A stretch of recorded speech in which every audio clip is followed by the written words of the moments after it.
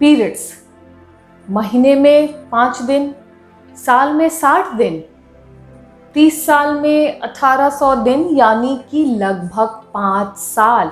एक महिला अपने जीवन के 5 साल पीरियड्स में, मासिक में, महीने में गुजारती है। लेकिन ये पीरियड्स हैं कि कभी किसी को ज़्यादा ब्लीडिंग होती है, कभी किसी को कम ब्लीडिंग होती है, कभी किसी को जल्दी जल्दी मेंसेस आते हैं, कभी किसी को डिले करके एमसी आ रहा है, 6 महीने पे एमसी आ रहा है, कभी किसी को मासिक के बीच में स्पॉटिंग होने लगती है, कभी लड़की 15 साल की हो गई और महीना नहीं आया, कभी 8 साल की ही लड़की है, महीना आ गया। मेनोपॉज के बाद भी पीरियड्स पीछा नहीं छोड़ते हैं। ऐसे में 21वीं सदी में जहाँ पे महिलाएं हर क्षेत्र में आगे बढ़ रही हैं, क्या पीरियड्स हमारे सपनों की उड़ान रोक सकता है? हमें कहना है, हमें सहना नहीं है। पीरियड प्रॉब्लम्स को टैकल करना है, उसे सहना नहीं है। और इसी के अंतर्गत हम वीडियोस बना रहे हैं पीरियड्स और पीरियड प्रॉब्लम पे। आज एपिसोड 2 में हम आज बात करेंगे पीरियड्स में दर्द, मासिक के दौरान जो महिलाओं में दर्द होता है जिसे हम डिस्मेनोरिया कहते हैं, उसके बारे में। आज हम जानेंगे डिस्मेनोरिया, पीरियड्स के दौरान के दर्द के कारण क्या होते हैं, कितने तरह की होती है, कैसे हम घरेलू नुस्खों से इस प्रॉब्लम को टैकल कर सकते हैं और हमें कब डॉक्टर से मिलना चाहिए। पीरियड्स के दौरान पेट के निचले हिस्से में हल्का फुल्का दर्द, कमर में दर्द, जांघों में, पैरों में हल्का फुल्का दर्द कॉमन है।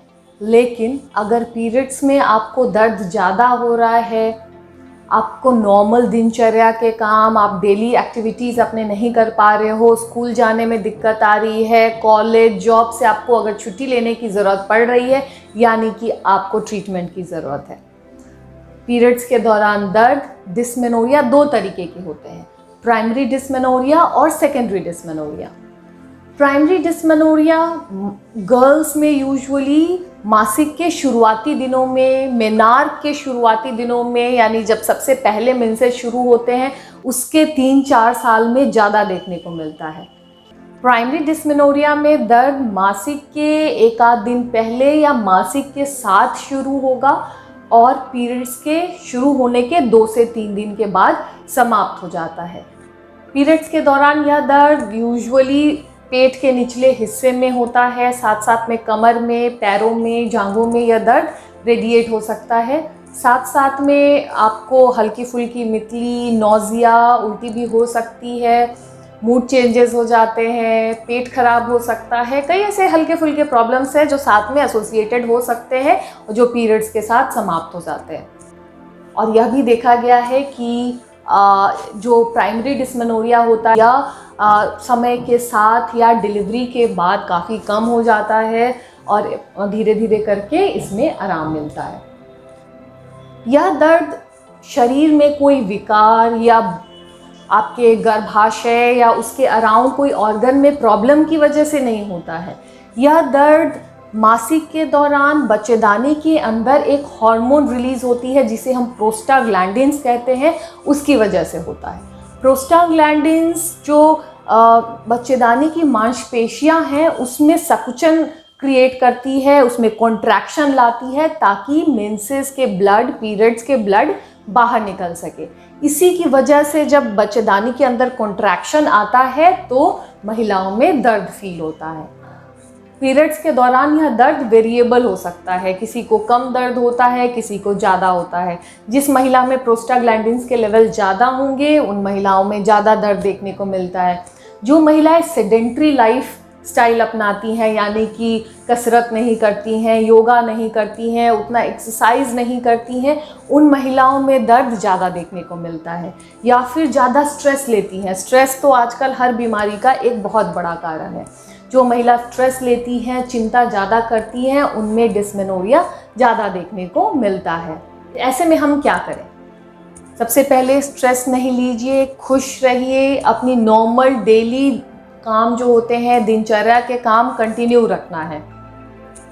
योगा, हल्की फुल्की एक्सरसाइजेज आप कर सकते हो। सबका सवाल होता है कि क्या पीरियड्स के दौरान हम वर्कआउट या एक्सरसाइज कर सकते हैं? बिल्कुल कर सकते हैं। एक्सरसाइज करने से, योगा करने से आपके शरीर में हार्मोन्स जैसे कि इंडोर्फिन्स रिलीज़ होते हैं जो आपके मूड को एलिवेट करता है, प्लस आपके पीरियड्स पेन को कम करने में हेल्पफुल होते हैं। खाने पीने में कॉफ़ी चाय बंद, ज़्यादा आप पानी लें, तरल पेय पदार्थ जूसेस लें। अदरक की चाय बहुत अच्छी होती है पीरियड्स पेन के दौरान, आप अदरक की चाय का सेवन करें, ग्रीन टी लें, इससे आपको दर्द में बहुत आराम मिलेगा। साथ साथ में तेल मसाला खाने में कम कर दें, वसा जितना लेंगे भोजन में उतना ज़्यादा दर्द देखने को मिलता है। हरी साग सब्जी फल का इस्तेमाल करें। केले में मैग्नीशियम बहुत ज़्यादा हाई अमाउंट में मिलता है, पोटेशियम मिलता है, जिसका पीरियड्स पेन कम करने में बहुत अच्छा रोल है। तो अगर आप रोज़ 1 या 2 केला खाते हैं तो आपके पीरियड्स पेन में बहुत आराम मिलेगा। अगर इसके बाद भी आपको दर्द में आराम नहीं मिलता है तो गर्म पानी की बोतल से, हॉट बैग से आप पेट में सिकाई कर सकते हो। कमर में मसाज देने से, पेट के निचले हिस्से में मसाज करने से भी यह दर्द में आराम मिलता है। इसके बाद भी अगर आपको राहत नहीं मिलती है दर्द में तो आपको मेडिसिन लेने में बिल्कुल भी हिचकिचाना नहीं चाहिए। आप अपने गायनेकोलॉजिस्ट से मेडिसिन प्रिस्क्राइब करा के ले सकते हो। पीरियड्स के दौरान लोगों का मानना होता है कि पीरियड्स के दौरान दवाइयाँ नहीं खानी चाहिए, यह तो नॉर्मल है। फ्रेंड्स, यह बिल्कुल भी नॉर्मल नहीं है। अगर आपको दर्द हो रहा है, आपके लाइफस्टाइल में चेंजेस आ रहे हैं, आपका लाइफस्टाइल अगर पीरियड्स के दौरान कॉम्प्रोमाइज़ हो रहा है तो आप बिल्कुल मेडिसिन ले सकते हो और पेन फ्री हो सकते हो। फिर आती है हमारी सेकेंडरी डिस्मेनोरिया की। सेकेंडरी डिस्मेनोरिया मतलब कि शरीर में कुछ ऐसा प्रॉब्लम आ गया है, शरीर में कुछ ऐसी दिक्कत है जिसकी वजह से यह पेन शुरू हुआ है।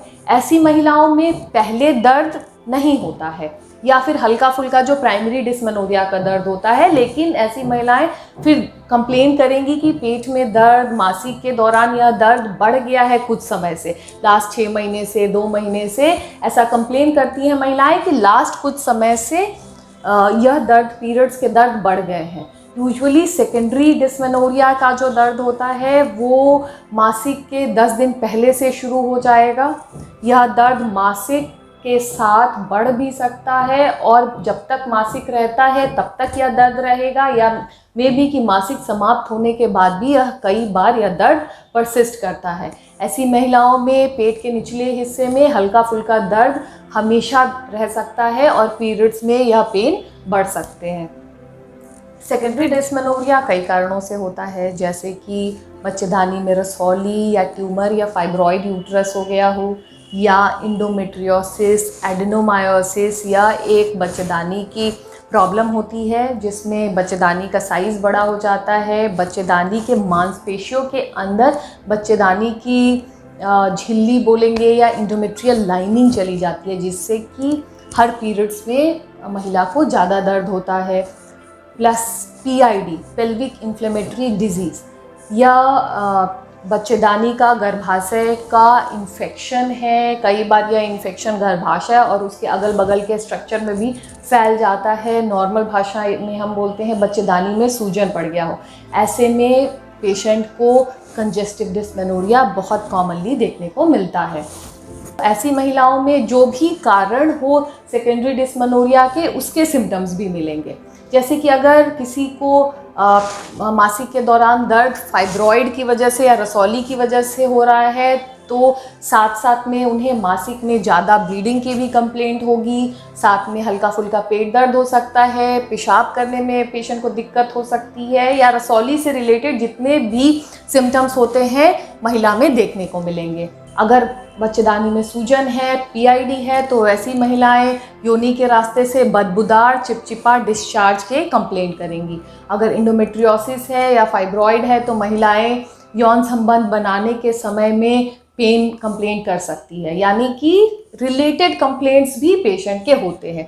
यह एक अलार्मिंग साइन है, आपको आपके गायनेकोलॉजिस्ट को मिलना है। Secondary dysmenorrhoea is not normal at all. आपको अपने गायनेकोलॉजिस्ट को कंसल्ट करना है। आपके गायनेकोलॉजिस्ट आपके होल बॉडी एग्जामिनेशन करते हैं, PV एग्जामिनेशन करेंगे, प्लस आपको एक अल्ट्रासाउंड एडवाइस करेंगे, और जो आपके प्रॉब्लम अल्ट्रासाउंड में डिटेक्ट होगी या फर्दर इन्वेस्टिगेशंस में डिटेक्ट होगी, उसके अकॉर्डिंग आपका ट्रीटमेंट किया जाएगा।